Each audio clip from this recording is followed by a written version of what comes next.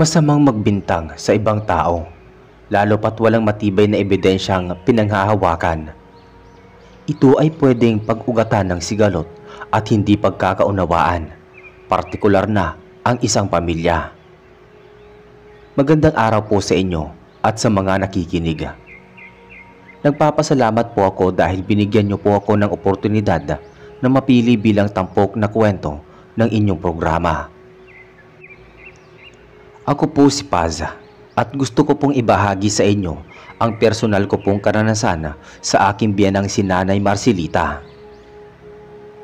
Taong 1978, nakatira pa kami ng asawa kong si Ricardo sa isang bahay kubo sa bahaging Ilocos. Nagsarili kami at hindi umasa sa aming mga magulang.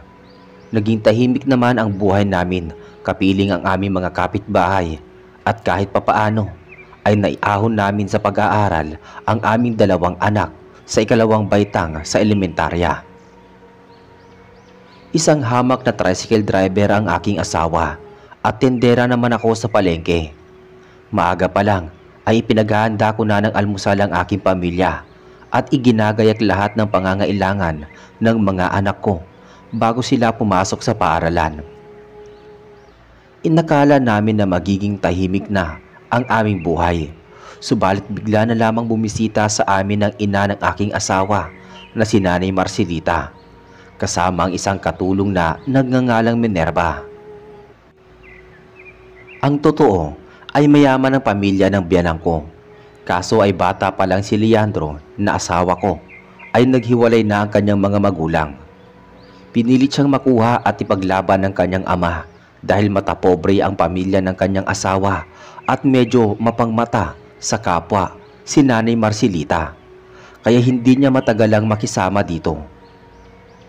Ginapang ni Tatay Fidelino si Leandro sa kahirapan at napagtapos niya ito sa sekundarya, pero maagang nagtrabaho dahil na rin sa hindi nakapag-aral sa kolehiyo.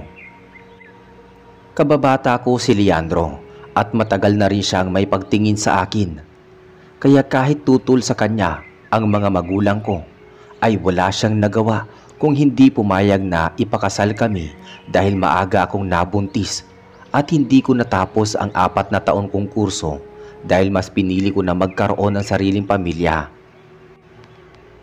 Ang unang pagkakataon ko na nakita at nakasalamuha si Nanay Marcelita ay noong namasyal si Leandro at ang kanyang mga magulang.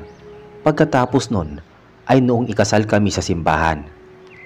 Hindi ko malaman ang dahilan ng biglaang pagbisita ni Nanay Marcelita, pero bukal sa loob naming pinatuloy sila ng kasama niyang katulong sa aming maliit na tahanan.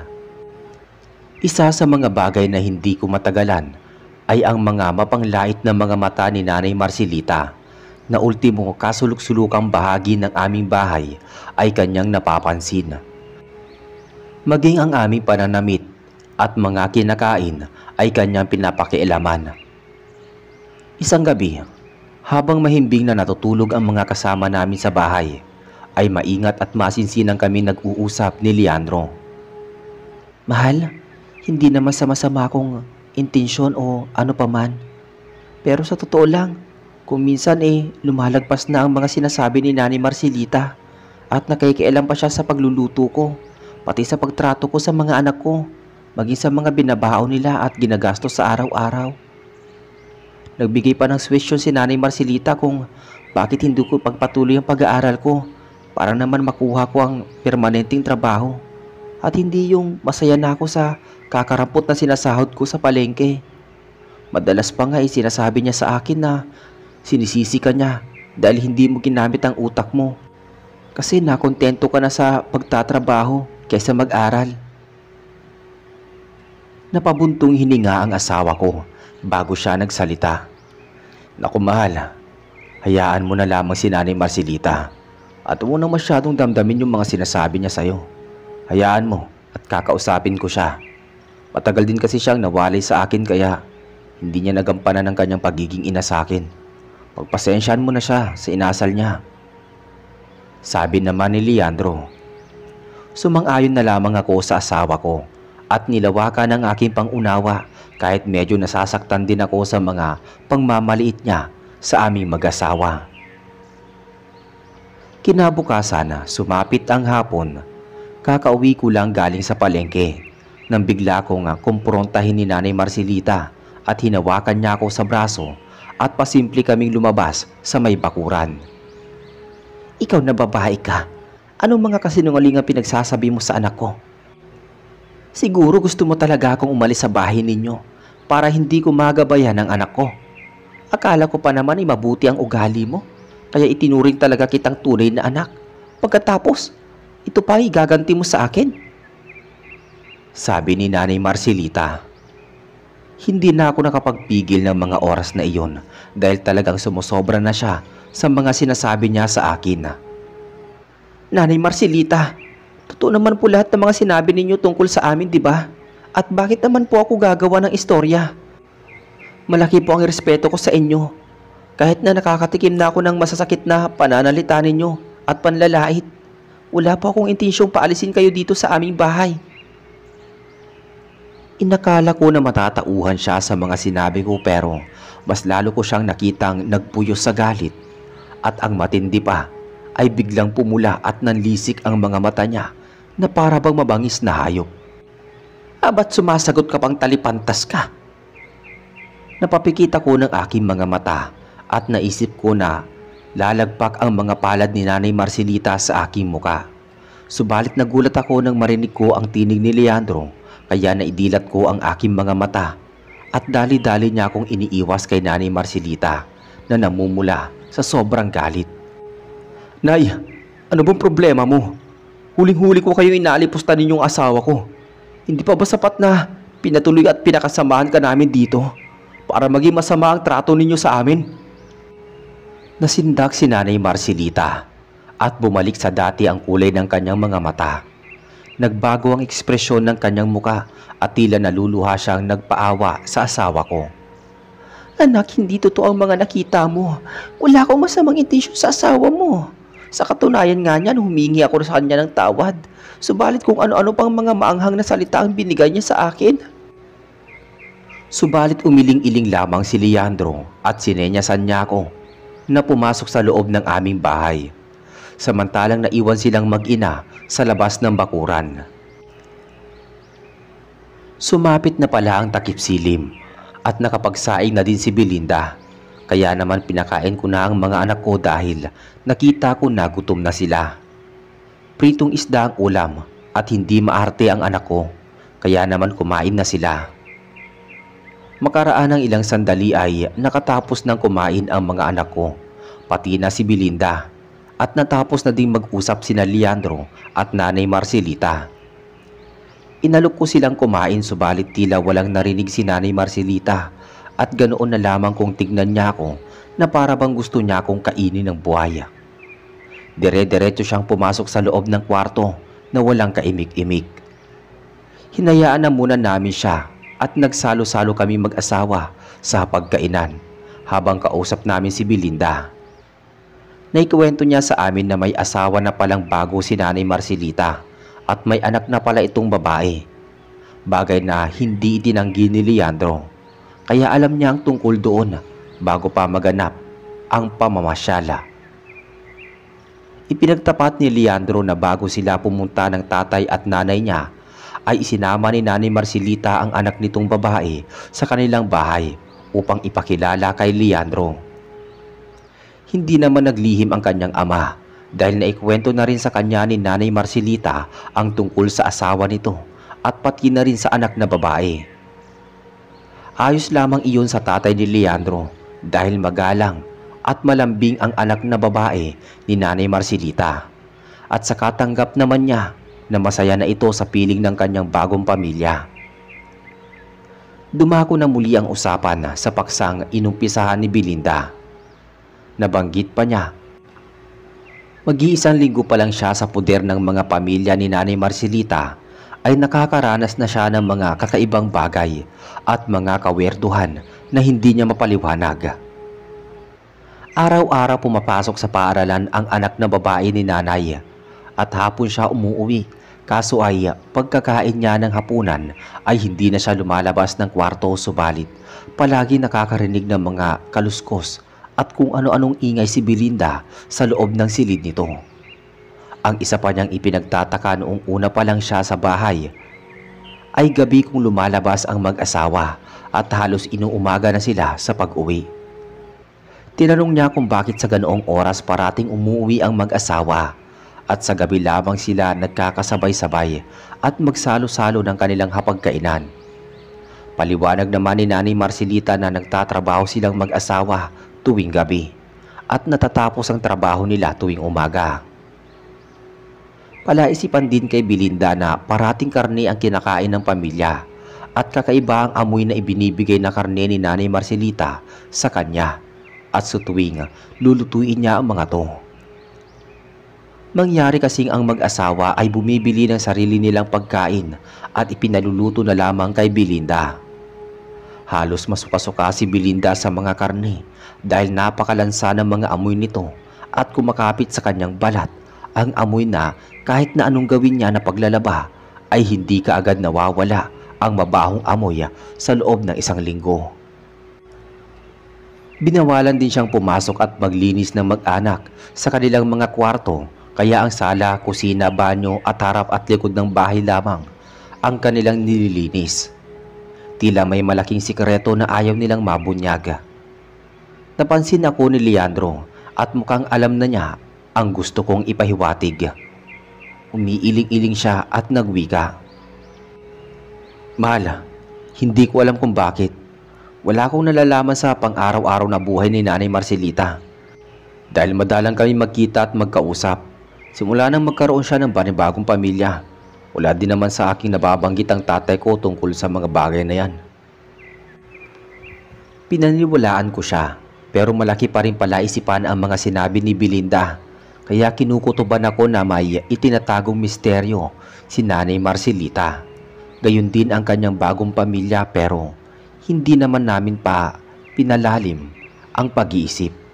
At pagkatapos namin makapag-usap, ay nagtulong-tulong kami sa paghuhugas ng mga pinagkainan at pagkatapos ay tinulungan ko na muna sa paggawa ng mga assignment ang aking mga anak, saka kami dumiretso sa kwarto para makapagpahinga. Kinaumagahan, hindi ko na naabutan ang asawa ko sa aming bahay. Marahil ay nagkape na lamang siya at maagang nagtungo sa laot, kaya naman naghanda na rin ako ng aming mga makakain mag-iina. Kasalo namin si Nanay Marcelita at Belinda. Laking gulat ko na lang nang bumulaga sa harapan ko si Nanay Marcelita at bumati ng magandang umaga. Nay, maganda po yata ang gising ninyo. Bati ko sa kanya. Ngumiti siya sa akin at nasorpresa ako na siya ay nagrepresenta na tutulungan akong maghanda ng almusal. Ngumiti siya sa akin at hinawakan ang aking mga kamay. Anak, paumanhin ka na sa mga kagaspangan na ugali ko sa iyo. Nadala lang ako ng damdamin ko at masyado kong namiss ang anak ko. Kaya ganoon na lang ako na desperadang makuha ang loob niya. Alam ko naging masama ako sa iyo, pero sana hayaan mo ako makabawi sa mga pagkukulang ko sa iyo. Naantig ang puso ko sa mga sinabi niya, kung kaya't niyakap ko siya ng mahigpit at saglit akong napaluha. Mababaw lang kasi ang luha ko, kaya kahit simpleng bagay ay madali akong mapaluha. Nanay Marcelita, huwag po kayo mag-alala dahil pinapatawad ko na po kayo. Alam naman ninyo na ina rin ang turing ko sa inyo at hindi ko kayo kayang matiis dahil mahal ko rin kayo. Nagpasalamat siya sa akin at tinulungan niya akong makapagprito ng itlog pati ng tapa. Pinaghiwa din niya ako ng mga kamatis at masaya kaming nagsalo-salo sa almusal. Nakita ko namang medyo bumait at nagbago na nga si Nanay Marcelita at sigurado akong matutuwa si Leandro kapag nakita niyang magkasundo na kami ng biyanang ko. Nagpaalam ako kay Nanay Marcelita, pati kay Belinda, at pagkatapos ay pinasakay ko na sa tricycle ang aking 2 anak. Pagkatapos kong ibigay ang bayad, saka ko dumiretso sa palengke. Napakaraming mamimili ng araw na iyon at simula nang makapagbukas ang mga tindahan hanggang sa makapagsarado ay maraming mga suki ang bumibili sa akin ng aking mga paninda. Kaya naman malaki ang napagbentahan ko. Mukhang siniswerte ako ng araw na yon. Siguro ay may kaakibat na buenas ang aming pagbabati ni Nanay Marcelita. Kaya naman nananabik akong umuwi sa aming bahay. Bago ako umuwi ay dumaan muna ako sa malaking tindahan at ibinili ko ng merienda ang aking dalawang anak at pasalubungan ko ng hopya si Belinda, pati na rin si Nanay Marcelita dahil alam ko na paborito ni Nanay Marcelita ang hopya. Samantalang siopaw naman ang pasalubong ko kay Leandro. Pagka-uwi ko sa bahay ay masaya akong sinalubong ng aking dalawang anak at hinalikan nila ako sa pisngi. Napawi kahit papaano ang pagod ko sa maghapon. Tuwang-tuwa silang dalawa nang makita ang mga pasalubong kong merienda at nagpasalamat sila sa akin. Nangislap naman ang mga mata ni Belinda at Nanay Marcelita nang bigyan ko sila ng hopya. Masaya silang dalawa na nagpasalamat at marami akong positibong papuri sa aking biyanan. O anak, kumain ka na. At napakain na namin ni Belinda ang mga bata. Sigurado ako magugustuhan mo yung nilutong tinula ni Belinda. Alam mo kasi, inaisipan kong mamalengke kanina at nagkusang magluto naman si Belinda para naman makapagpasalamat sa kabutihan ninyong mag-asawa. Napatingin ako kay Belinda. Wow, totoo ba Belinda? Maraming salamat pero hihintayin ko na muna si Leandro bago ko tikman ang tinola mo. Saad ko naman. Oo, niluto ko ang tinola para sa inyo. Masayang tura ni Belinda. Subalit pinipilit pa rin akong kumain ng biyanang ko, pero buo pa rin ang loob ko na hintayin ang aking asawa. Inalok ko na din silang kumain subalit tumanggi silang dalawa dahil kumain na pala sila nakasabay ng mga bata. Makalipas ang ilang sandali ay nagpaalam na sa akin ang mga anak ko dahil maaga silang inantok kaya pinagsipilyo ko na sila ng mga ngipin at pinaghugas ng mga paa saka pinagpalit ng mga damit bago sila pumunta sa kwarto. Nakipagkwentuhan na muna ako kay Belinda at Nanay Marcelita habang hinihintay ang asawa ko. Mahigit kumulang kalahating oras ay dumating na ang asawa ko at masaya siyang nagpasalamat sa akin nang makita niya ang pasalubong ko sa kanya. Nagkayayaan na kaming kumain ng hapunan nang makarinig kami ng malakas na sigaw buhat sa aming mga anak sa kwarto. Pumasok kami mag-asawa sa kwarto at inabutan naming umiiyak ang dalawa naming anak habang nakahawak sa kanilang mga tiyan. Binuhat namin silang dalawa at pumaliktad ang sikmura ni Lana, kaya dinala siya ni Leandro sa may lababo at doon siya sumuka. May lumabas na tipak ng manok, kaya naisip ko na posibleng galing iyon sa kinain nilang tinola. Diyos ko Leandro, anong gagawin natin? Natataranta na ako ng mga sandaling yun. Dalhin muna natin sila kay Kamandoy at magaling yun na albularyo. Tugon ng asawa ko. Dumako kami sa sala at tinabutan namin doon sina Belinda at Nanay Marcelita. Nay, pupunta muna kami sa albularyo ng asawa ko para mapagamot ang aming mga anak. Okay lang ba sa inyo na manatili kayo dito o sasama kayo sa amin? Tanong ni Leandro kay Nanay Marcelita. Nabigla ako sa naging reaksyon ni Nanay Marcelita. Gulat na gulat siya nang marinig na dadalhin sa albularyo ang aming anak, pero mabilis naman siyang nakabawi at nakita ko ang pag-aalala sa kanyang mga mata. O sige anak, tumuloy na kayo para mailigtas ang buhay ng inyong mga supling. Huwag kayong mag-alala dahil ayos lamang kami ni Belinda dito sa loob ng bahay. Pababantayan namin ang bahay laban sa mga magnanakaw. Mag-iingat kayong mag-asawa. Halos panabay kaming nagpasalamat kay Nanay Marcelita bago kami tuluyang lumabas ng bahay. Ilang kabahayan lamang ang kalayo ng bahay ni Kamandoy at pagkadating namin ay inabutan namin siyang namamahinga sa may papag sa labas ng bahay. Pagkakita niya sa amin ay nabahala siya sa mga bata. O Leandro, anong nangyari sa mga anak mo? Tanong ni Kamandoy. Hindi ko rin po alam. Basta na lang sumakit ang tiyan nila at sumuka pagkatapos nawala ng malay. Sagot ng asawa ko. Agad na pinapasok kami ni Kamandoy sa loob ng kanyang bahay. Inabutan namin ng anak niyang si Andres at pinahiga sa mahabang lamesa ang dalawang bata. Pagkatapos ay pinakuha ni Kamandoy ng palanggana, mangkok, kandila, posporo, halamang gamot at lana, pati garapa si Andres. Pinagmasdan ko ang mga anak ko at nakita kong namumutla sila na para bang mga bangkay. Unti-unting nagkukulay ubi ang mga labi nila. Kinikilabutan ako at talagang pabulong-bulong akong nananalangin na sana ay makaligtas sa kapahamakan ang aming mga anak. Makalipas ang ilang minuto ay bumulong si Kamandoy at may iniaplas na lana sa buong katawan ng mga bata. Kasunod nun ay may inusal siyang mga kataga gamit ang kandilang may sindi sa tapat ng mangkok na may lamang tubig. Nakita namin sa mangkok na may nabubuong imahe na hugis tao mula sa patak ng kandila. Maya-maya ay nilapitan niya ang dalawang bata, binulungan sa tenga at binugahan ng hangin sa iba't ibang bahagi ng kanilang mga katawan, at kasunod nun ay nagdilat sila ng mga mata. May kinuha siyang garapa na may lamang kakaibang likido at sa loob ng garapa ay may ugat ng halaman. Ipinainom niya sa dalawang bata ang likido at pagkatapos ng ilang sandali ay sumuka sila sa malaking palanggana.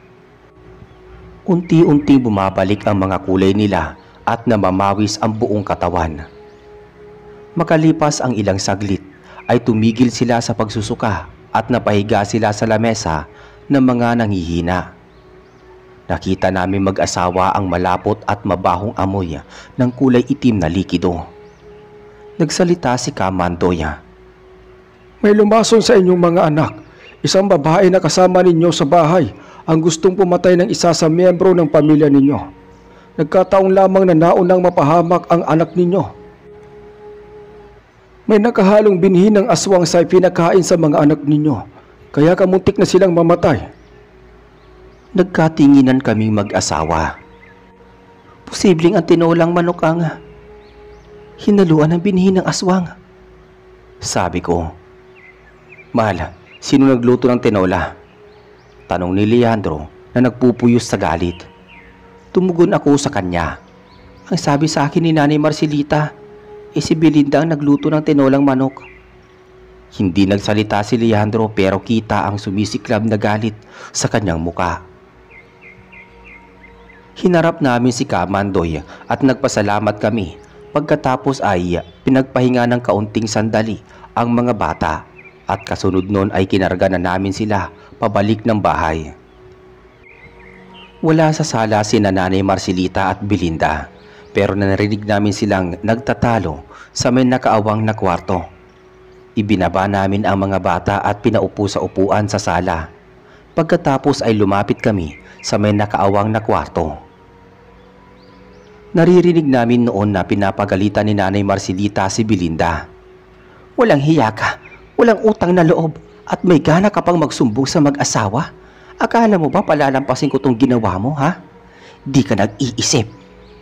Bulyaw ni Nanay Marcelita. Naririnig naming humihikbi si Belinda. Senyora, totoo naman po na kayo talaga ang bumili ng manok at kayo din po ang nagluto ng tinola. Nagtataka nga po ako kung saan sa palengke ninyo binili ang manok at napakalansa. Isa pa nakakapagtakang hindi kayo nakita ni Ate pa sa palengke. Tindera naman siya doon. Senyora, wag na po kayong gumawa ng kwento at sabihin niyo po ang katotohanan sa mag-asawa, sabi ni Belinda. Subalit imbis na sumunod ay lalo pang nagalit si Nanay Marcelita at nakarinig pa kami ng mahihinang pag-angil bago siya nagsalita. Sinusubukan mo talaga ako, Belinda. Pues matitikman mo kung paano ako magalit. Sa puntong iyon ay narinig naming humihingi ng tulong si Belinda, kaya naalarma kaming mag-asawa. Dinala ko sa kwarto ang aking mga anak at binilinan na wag lalabas hanggat hindi ko sila inuutusan at pagkatapos ay sinarado kong mabuti ang pinto. Samantalang may dalang itak si Leandro at mabilis kaming pumasok sa loob ng kwarto. Inabutan namin sinasakal ni Nanay Marcelita si Belinda at naging isa itong nakakatakot na aswang. Tinubuan siya ng makakapal na mga balahibo at matutulis na pangil at kuko. "Nay!" Bulyaw ni Leandro habang hawak ang itak. Nabitawan ni Nanay Marcelita si Belinda at mabilis kaming mag-asawang humarang kay Belinda para maprotektahan siya habang nakaharap ang itak ni Leandro sa mukha ni Nanay Marcelita. "Nay, paano niyo to nagawa sa mga anak ko? Ano bang kasalanan namin mag-asawa sa inyo? At halos patayin mo na ang pamilya namin. Heto pat, isa pala kayong aswang. Naglihim pa kayo sa akin ng matagal na panahon." Saad ni Leandro. Naging maamo ang mukha ni Nanay Marcelita at kinausap niya si Leandro. "Patawarin mo ako, anak, pero hindi ko ginusto ang nangyari sa mga anak mo. Ang totoo ay si Paz ang gusto kong patayin dahil siya ang dahilan kung bakit lumayo ang loob mo sa akin. Katulad siya ng ama mo na gusto kanyang ilayo sa akin." Sumabat ako sa usapan. "Inay, mawalang galang na po, pero hindi ko alam kung saan nanggagaling ang mga sinasabi po ninyo laban sa akin. Kahit kailan, hindi ko inagaw o ipinagkait sa inyo si Leandro. Itinuring ko kayong ina, iginalang at pinahal, kahit na masama ang trato ninyo sa akin. Pero masama pa palang epekto ng lahat ng mga pinapakita ko sa inyo." Hindi siya nakapagsalita pero nag-umpisa na namang magsalita si Leandro. "Nay, anong pinagsasabi ninyo? Hindi masama ang tatay ko para paratangan mo siya ng ganyan. Mabuting tao si tatay at hindi siya makakagawa ng mga ibinibintang mo sa kanya." Umiling-iling si Nanay Marcelita. "Ganyan ba ang mga bagay na ipinakita sa'yo ng ama mo? Hindi niya ba nabanggit sa'yo kung ilang beses niya akong bugbugin noong ipinapanganak pa lamang kita? Oo, sinaktan ako ng tatay mo simula nang maliitin siya ng mga magulang ko. Ipinaglaban ko siya, pero siya itong mapaghinala at mahina ang loob. Araw-araw niya ako pinagbibintang ang masamang babae, katulad ng budhi ng pamilya ko, kaya napipilitan akong makipaghiwalay sa kanya." Maluha-luha akong napatingin kay Nanay Marcelita. Hindi ko sukat akalaing ganun katindi ang pinagdaanan niya sa piling ng kanyang unang asawa. Nagpatuloy siya sa pagsasalita. "Nakilala ko si Oscar na anak ng may-ari ng minahan. Mayaman siya pero mahal niya ako at tinanggap niya lahat ng mga kahinaan ko. Kaso may lahi siyang aswang. Nahawaan ako at nagkaroon kami ng sariling anak na isa ring aswang. Alam mo ba kung bakit ako galit na galit kay Paz? Dahil paniwalang-paniwala ako ng tatay mo na pakitang tao, maramot at silosang asawa mo. Kahit naging aswang ako at gustong-gusto kong patayin ang tatay mo sa dami ng kasalanan niya sa akin, ay hindi ko magawa dahil nire-respeto ko ang samahan namin. Ngayon, sabihin mo sa akin kung sino ang masama sa aming dalawa." Umiling si Leandro. Hindi totoo yan. Sinungaling ka." Tumulo ang mga luha sa mga mata ni Nanay Marcelita. Hindi ko matagalan ang tagpong iyon at kita ko ang sakit ng kalooban ng bayanan ko. Kaya sumabat na ako sa usapan. "Mahal ko, pakinggan mo ang nanay mo. Hindi siya nagsisinungaling. Maawa ka sa kanya." Subalit hindi sa akin nakinig si Leandro. Bagkus ay pinagtaasan na naman niya ng boses ang kanyang ina. "Alam mo kung sino ang tunay na masama? Ikaw. Kung maaari ay lumayas ka na sa bahay ko at wag ka nang babalik pa." Nagimbal ako sa sinabi ng asawa ko pero mas lalong nagulat nang mag-umpisang lumabas ng kwarto si Nanay Marcelita. Hinabol ko siya patungo sa may sala pero hindi siya nagpapigil. Bagkus ay humarap siya sa akin. "Anak, hindi ko alam kung mapapatawan mo pa ako sa mga nagawa kong kasalanan sa'yo at sa mga anak mo. Pero ina din ako na nagmamahal kay Leandro at handang masaktan para sa kanya. Pakaingatan mo sana ang anak ko." Sa hindi malamang kadahilanan ay kahit nasa anyo siya ng pagiging aswang ay niyakap ko siya ng mahigpit. "Nanay, wag po kayong umalis. Maayos pa natin ito. Naging mabuti din kayong ina at dala ng marahil ng emosyon kaya nasabi yun ni Leandro." Sabi ko naman. Subalit pumaklas siya sa pagkakayakap ko at lumuluha siyang nagpaalam sa akin. "Maraming salamat, Paz. Napakabuti mong anak. Sa dami ng ginawa ko sa iyong kasamaan ay hindi ka nagtanim ng galit sa akin at hindi mo ko tinalikuran. Basta ingatan mo si Leandro. at sana mamuhay kayo ng mapayapa. At pagkatapos nun ay lumabas siya ng bahay at naglaho na lamang sa karimlan. Sumisigaw ako na tinatawag ang pangalan niya, subalit wala nang sino mang sumasagot. Sa magdamag ay hindi ko kinausap si Leandro. Nasaktan ako sa ginawa niyang pag-abandona sa kanyang ina, pero hindi ako sumuko para hindi mahanap si Nanay Marcelita. Magkatulong kami ni Belinda sa paghahanap sa kanya, subalit walang makapagsabi kung saan siya matatagpuan. Lumipas ang ilang linggo hanggang sa sumapit ang buwan ay tumigil na ang paghahanap namin.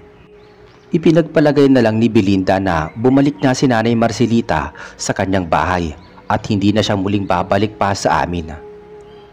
Naisip na din ni Belinda na maghahanap na rin ng ibang trabaho at umalis sa aming bahay. Subalit pinigilan ko siya at nakiusap na manatili na muna siya sa amin dahil nadiskubre ko na buntis pala ako. Napatigil ako sa pagtatrabaho at nananatili sa bahay kasama si Belinda. Tumulong siya sa mga gawaing bahay at paghahatid sa aking mga anak sa paaralan. Sumapit ang isang gabi at hindi ako dinalaw ng antok. May pumapagaspas sa bubong ng aming bahay. Kinising ko si Leandro at nakiramdam kami sa paligid. May aswang sa bubong ng aming bahay. Bakit sana niyang umakyat at kinuha niya sa kusina ang itak nang biglang may isa pang bultong lumagapak sa bubong ng bahay. Lumakas ang kalabog at tila may dalawang umaangil na aswang. Naalarma kami at lumabas ng bahay ni Leandro para alamin kung paano niya malalabanan ang dalawang aswang. Napasigaw siya nang makita niya sa bubong ng bahay ang mga aswang. Kaya naman, nagpumilit kami ni Belinda na lumabas ng bahay at laking gulat namin na napatay ang isang aswang. Bumagsak ito mula sa bubong ng bahay. Doon ay nakita ko si Nanay Marcelita na nasa anyo ng pagiging tao at puno ng kalmot ang muka. Bumulusok siya pababa sa aming bakuran at nilapitan namin siya ni Belinda. Pinaiwas ako ni Leandro pero hindi ko siya pinansin, bagkus ay niyakap ko ng mahigpit si Nanay Marcelita. Nanay, kamusta ka na? Namiss kita. Saan ka ba pumunta? Matagal ka naming hinanap. Wika ko dito. Tumugon si Nanay Marcelita. Anak, bumalik ako sa bahay namin pero sinubukan kong bumalik para bisitahin kayo. Kahit alam ko na masama ang loob mo sa akin, Leandro. Napag-alaman ko na buntis ka at eksaktong nakasagupa ko pa ang aswang na gustong pumatay sa sanggol na nasa sinapupunan mo. Tuwang-tuwa kami ni Belinda at pinapasok namin sa loob ng bahay si Nanay Marcelita habang sinunog naman ni Leandro ang bangkay ng aswang. Pagkatapos nun ay pumasok siya sa loob ng bahay. Mahal, palayasin mo nga si Nanay Marcelita at baka mamaya siya pa ang kumain dyan sa sanggol. Mungkahi ni Leandro. Sa pagkakataong iyon ay nagpintig ang tenga ko at sinugod ko siya. Mahal, magkaroon ka naman ng respeto at utang na loob sa nanay mo. Kung hindi siya dumating, malamang napatay na ang anak natin. Wika ako rito subalit napangisi si Leandro. Ano? Nagkukunwari lamang yung mabuti. Pagkatapos paniniwalain ka at kasunod nun, ipapatayin ka. Halimaw siya at hindi na siya magbabago kahit kailan. Dumapo ang mga palad ko sa pisngi ni Leandro at hindi ko na napigilang sumabog sa sama ng loob. Mahal, tama na. Wala ka na sa tamang wisyo sa mga sinasabi mo. Hindi mo dapat kinamumuhian ang nanay mo dahil siya ang nagluwal sa'yo at bumuhay nung bata ka pa bago sila maghiwalay ng tatay mo. Sa pagkakataong yun namagitan naman sa amin si Nanay Marcelita habang namumugto ang mga mata sa labis na pagluluha. Anak, hindi ko hinihiling na mapatawad mo ako pero sana irespeto mo ko bilang ako. Ang totoo, lumayo ko dahil ayoko kayo mapahamak. Pinilit ko na hindi kumain ng tao. Hayop ang kinakain ko at sinisikap ko na rin kumain ng mga gulay sa maniwala man kayo o hindi. Nagkapatawaran na kami ng tatay mo at kinalimutan na namin ang masasakit na nakaraan. Umalik lamang ako dahil ayoko maranasan ni Paz na mawalan ng anak at mapatay ng aswang. At bilang ina, kahit hindi ako mabuting ina, ay responsable ako na protektahan ang aking anak. Walang ina ang kayang tiisin ng anak. Sa puntong iyon ay tumulo ang luha ni Leandro habang nakatingin kay Nanay Marcelita. Hindi ko malaman kung magagalit siya o hihingi ng tawad dahil hindi ko mabasa ang ekspresyon ng kanyang muka. Inakala ko na magiging bato na naman siya at babaliwalain ang mga sinabi nito, pero laking gulat ko na bigla na lamang siyang lumuhod sa harapan nito at yumakap ng mahigpit sa binti nito. Patawarin niyo ako, Nanay, sa mga masasakit kong sinabi sa inyo. Nagkamali ako at nabulag sa katotohanan. Pero mahal na mahal ko pa rin kayo bilang aking ina. Wika ni Leandro. Sa puntong iyon ay tumayo si Leandro at nagkapatawaran na silang mag-ina. Hindi ko mapigilang maiyak sa tuwa dahil sa wakas ay naging maayos na muli ang relasyon nilang dalawa. Nagtagal pa ng ilang linggo sa aming bahay si Nanay Marcelita at nakita ko nga ang kanyang malaking pagbabago.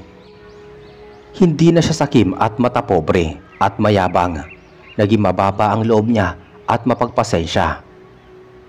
Tumulong siya sa mga gastusin sa aking panganganak at binigyan na muli niya ng trabaho si Belinda sa kanilang bahay. Naging parte na din ng kanilang pamilya si Belinda at kahit na kailan hindi na siya pinakitaan ng kasamaan ng ugali ni Nanay Marcelita. Kahit na magkakabukod sila ng mga pagkain at hindi iyon naging hadlang para magmalasakit sila sa isa't isa. Masaya si Belinda dahil naging bahagi siya ng pamilya ng aking biyanan. At halos ituring niya na ito nga pangalawang magulang. Sa pagdaan ng panahon, ay gumanda lalo ang relasyon ni Leandro sa kanyang ina. Tumibay ang kanilang samahan at pagkaminsan ay bumibisita ito sa kanilang bahay at nakakausap na rin ang pamilya nito. Maayos naman ang ugnayan ni Leandro at ng asawa at kapatid pa niya kay Nanay Marcelita. Samantalang may pagkakataon namang binibisita namin ang tatay ni Leandro na meron na ding bagong asawa at mga anak. Hindi iyon naging hadlang kay Leandro at masaya siya dahil lumawak at lumaki ang kanilang angkan. Mas minahal pa niya ang kanyang mga kapatid at hindi niya inisip na mga anak ito sa labas. Natanggap na rin niya sa kanyang sarili na magkaibigan na lamang talaga ang kanyang mga magulang at masaya na sila sa kanilang mga buhay at sariling pamilya. Hindi nagtagal ay nagdalaga at nagbinata na rin ang aming mga anak. Napuspos namin sa pagmamahal at maayos na pagpapalaki sa tulong ng disiplina. Sa awa ng Diyos, malakas pa rin si Nanay Marcelita kasama ang kanyang pamilya. Tunay ngang walang kapantay ang pagmamahal ng isang ina para sa kanyang anak at gagawin niya lahat ng mga imposibleng bagay para lamang makitang ligtas at masaya ang kanyang anak. Ganoon kadakila ang pagmamahal ng isang ina para sa mga anak. Hindi man naging maganda ang simula namin ni Nanay Marcelita, ay napuspos kami ng pagmamahal sa pagdaan ng panahon at nakita namin ang halaga ng bawat isa bilang mga ina sa aming mga pamilya. Hanggang dito na lamang po ang kwento kong ibabahagi sa inyo at nawa ay marami kayong mga aral na napupulot buhat dito. Maraming salamat po sa inyong pakikinig at hanggang sa muli.